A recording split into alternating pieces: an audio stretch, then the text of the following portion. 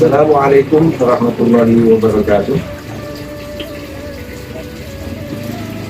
Alhamdulillah, salatan wassalamu ala rasulillah, la haula wala quwwata illa billah. Sahabat gantang di mana saja berada dan anak-anak sekalian yang berkabar-kabar, alhamdulillah kita bersyukur kepada Allah Subhanahu wa taala. Di malam ke-17 di bulan Ramadan ini kita memperingati Nuzulul Quran. Jadi Nuzul Al-Quran ini artinya saat dimana kita memperingati diturunkannya Al-Quran.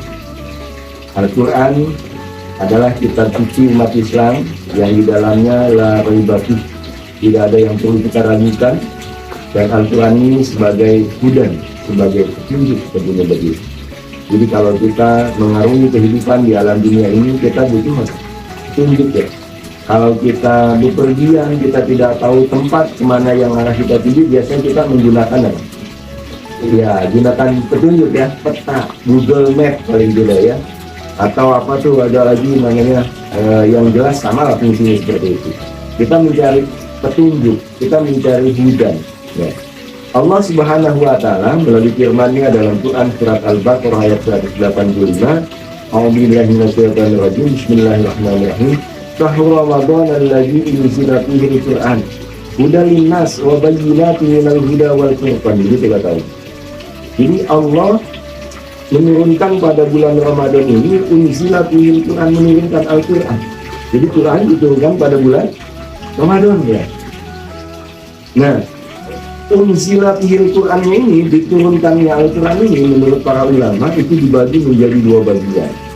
Ada ulama kemudian dalam hal ini berpendapat bahwa unzila fil Quran ini ada yang sifatnya inzali, ada yang sifatnya tanzili.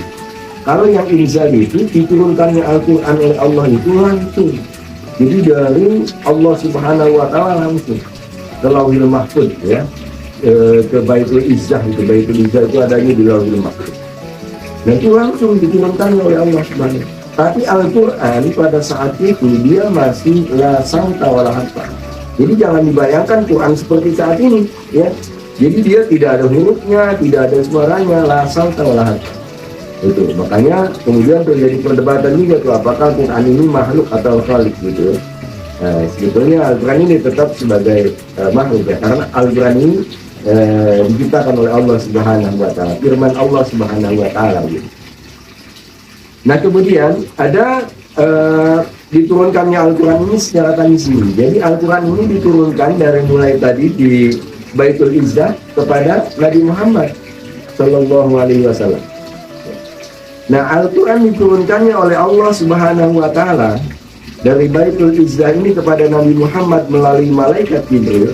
Itu diturunkannya tidak secara langsung, tapi diturunkannya secara bertahap. Nah, bagaimana tahapan-tahapan itu disesuaikan dengan situasi dan kondisi yang dialami oleh manusia pada saat itu, pada umat saat itu. Jadi ketika ada masalah maka kemudian turunlah Al-Quran sebagai ini. Nah, ini supaya apa tujuannya? Supaya Al-Quran ini membumi, tidak melangit gitu, dalam persoalan pelaksanaannya. Maka Al-Quran ini hadir mampu menjawab segala tantangan kehidupan yang dialami oleh manusia. Maka Allah Subhanahu wa taala menjelaskan dalam lanjutan Quran surat Al-Baqarah ayat 185 dengan kalimat hudal linnasi wa bayyinatin minal huda wal furqan. Jadi Quran ini fungsinya sebagai petunjuk bagi manusia dan penjelas minal huda wal furqan, untuk membedakan petunjuk dan sebagai pembeda juga. Membeda dari apa? Bainal haq wal batil. Karena dalam kehidupan dunia ini kita kadang-kadang dihadapi oleh situasi-situasi yang sulit ya. Ini bagaimana? Ini halal atau haram? Ini boleh diikuti atau tidak? Nah itu, maka Al-Quran hadir dengan penjelasan-penjelasannya dari Rasulullah sebagai huda dan furqan ya. Nah, sebagai huda ini menurut para ulama ahli tafsir adalah tilka Rasulullah. Jadi yang dimaksud itu huda itu adalah Rasulullah Sallallahu Alaihi Wasallam. Jadi Rasulullah memberikan penjelasan-penjelasan tentang pemaknaan Al-Quran. Sehingga kemudian bagaimana menjadikan Al-Quran ini sebagai panduan bagi kehidupan kita. Dan Al-Quran ini yang sangat memberikan keberkahan kepada kita diturunkan oleh Allah Subhanahu wa Ta'ala pada malam Al-Qadar, ya.